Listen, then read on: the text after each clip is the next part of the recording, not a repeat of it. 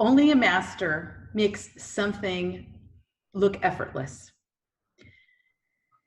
Everything that you've studied, everything that you've done, everything that you've been exposed to, you've shown your brilliance in just absorbing it, and you always know what gift to give each person, no matter what the facet of their life is.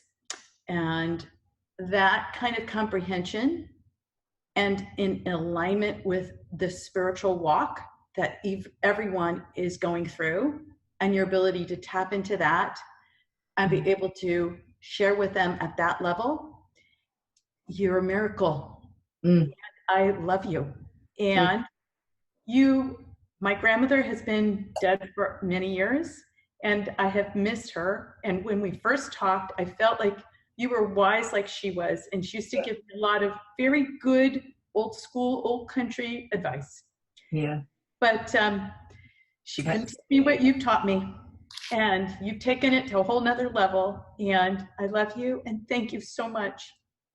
You've done what psychiatrists and other people have never been able to do for me. Love you. You're coming to my wedding. Thank you so much.